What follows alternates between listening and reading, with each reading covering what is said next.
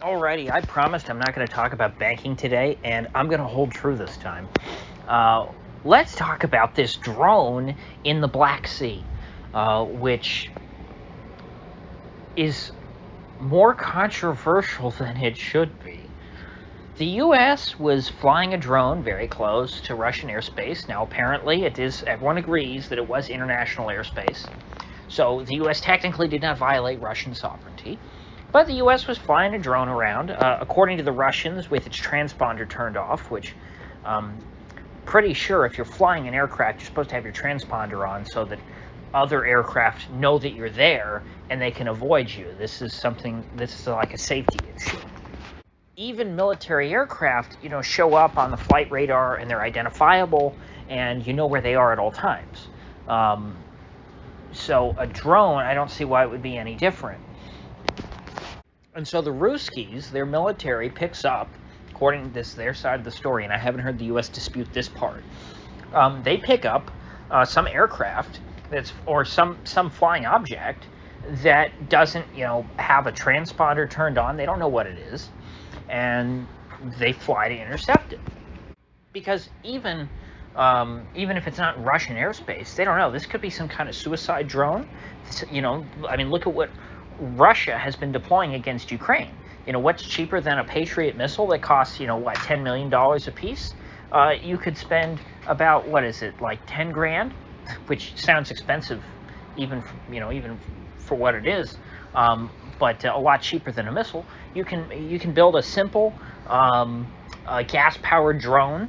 It's not even really a drone. It's a remote control airplane. You load it full of dynamite and you fly it into a building and boom. This could be what the Russians thought this was. They could have picked it up and thought, hey, at the speed it's flying, this could be, some kind of suicide bomb drone that the Ukrainians are going to fly into Russia. So I think it's perfectly appropriate that the Russians, considering the circumstances that there is an ongoing war around the Black Sea, that they would intercept this drone that apparently had no transponder going, and so therefore they didn't know what it was.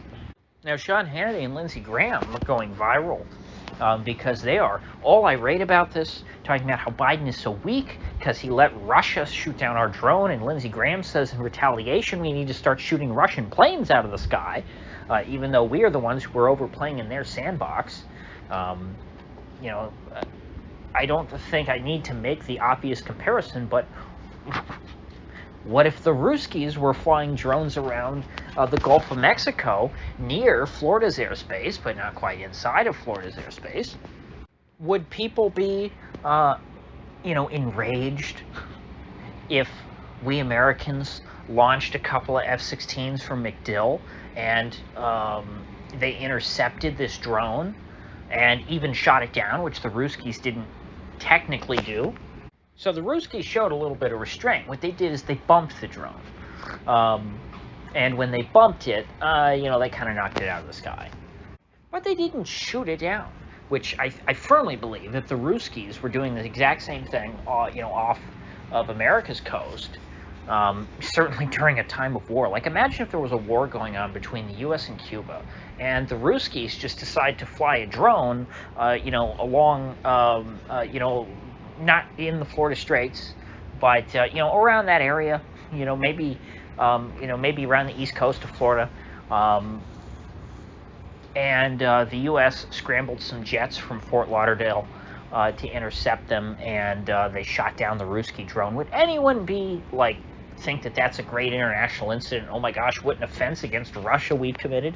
No, obviously not. Everyone would think, well, hey, Russia, that's kind of the risk you run when you're trying to fly your drone near a war zone. And so obviously we should, when the shoe's on the other foot, as it is in this case, we should hold the parties to the same standard. The U.S. cannot cry and whine, even though it was international airspace, like this is some great offense. Because it's just not. Is what the Ruskies did technically wrong? Yes, they're technically in the wrong. But, it's more of a technicality. Who was up to no good and who was minding their own business? That's kind of how I look at this. If you go walking around the hood, wearing a sandwich board around your body that says, I hate naggers, except it doesn't actually say naggers. It says something else that we're not supposed to say on YouTube anymore. And you get a beat down. Yes, the guys who beat you up are technically wrong, but in our society, in the United States, society in general would say, well, that you, the one wearing the sandwich board with the naughty word, you were the one in the wrong, and you got what you deserve. And it's okay to beat you up because you were wearing that sign. So this is basically the same situation here. America wanted to go and spy right next to Russia, on Russia, and they went right up to them, and poked their finger in their chest. But they didn't actually give Russia a shove. America went up and poked their finger in Russia's chest, and Russia gave them the shove. So yes, technically Russia, was the aggressor in the situation. But the America bros knew what they were up to. You can't just go walking around in a Russian neighborhood and start calling Russians the N-word and expect them not to clean your clock. And remember, this was not, an American plane. This was not a pilot that got killed. This was an expensive remote control plane.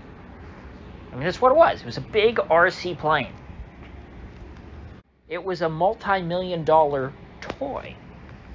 Now, something I saw was pretty funny. The Ruskies in their press conference, I guess the Americans are a little upset that they're not able to get to the bottom of the Black Sea to retrieve this drone very easily, and the Ruskies might get there first. Oh no.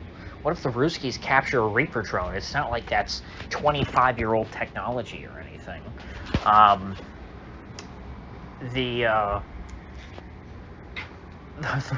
The comment that they had there, I don't know if it was, gosh, what's the woman's name? Maria something. Anyway, I can't remember. She was the press secretary for Lavrov, not for Putin. Putin, his press secretary is kind of humorless and not that interesting. But Lavrov's press secretary, she likes to jab. She's kind of like Christina Pushaw, DeSantis's press secretary. She likes to come out and often in English and throw out some zingers. But anyway, whoever this was in Russia, they said if the Americans are having trouble, getting to the bottom of the Black Sea to retrieve their drone, maybe they should call the New York Times and ask for the contact information of that team of Ukrainian pro-Ukrainian divers who planted the bombs on the Nord Stream pipeline. Because apparently they're still hiding out somewhere in Poland. This pro-Ukrainian group, who we can't identify any other way. We don't actually know who these people are. It's not like it was a group of elite divers out of Pensacola who were recruited by the CIA. No, not at all. And so I thought that was a pretty funny jab. So yeah, nothing to worry about it. It's only just the latest escalation on the road to World War III. Nothing that is done will ever make our government reconsider their position and think, what, do we really want to go down this path? Is this really worth this? Is this the hill we want to die on, literally? They never think that. They think they're invincible. And so we're going to keep going. And thankfully, I think Putin has enough common sense that he is not like them. He doesn't think that he's invincible. He understands, and this is kind of what they used to say about the Soviets during the Cold War. It was the only thing that we had going for us in the Cold War was that, the Soviets, they were atheists, and so they were afraid to die because they understood if they hit the button, and the nukes start flying, it's all over for them. They don't go to heaven because they don't believe in God. But then again, Putin supposedly does believe in God. So, now that the Soviet Union is over, I don't know if that's true or not. But we may be in a little bit of trouble if Putin thinks he's going to heaven. Maybe then it wouldn't be so bad. But who knows? I still think that I get the sense that he does not think that nuclear weapons are a realistic option. Because he says that a lot when I wish that it was American president saying that. He says, hey, you know, two nuclear-armed countries going to war with each other, that's not really an option. So anyway, I'm glad that the Ruskies can get a chuckle out of us. I'd rather they be laughing at us than be afraid of us. I don't want the Ruskies to be afraid of us, because if they were afraid of us, then, you know, that's when you start having to really worry about nuclear war. You don't want them to be afraid. You don't want, this is not like backing a rat into a corner. This is like backing a grizzly bear into a corner. Unintentional reference to the whole Russian bear thing, by the way. That was just the first thing that came to mind, was a grizzly bear. I thought of, you know, what would I not want to back into a corner as a sub 6 foot male? You know, even if I was armed, even if I had, I don't know, like a 10 gauge or something really big, I'm not confident that I'd be able to stop him before he stops me. Even if I got off one shot, I don't think that would, that might mortally wound a grizzly bear, but I don't think that would stop him from doing a little damage to me first, perhaps a lot, irreversible damage.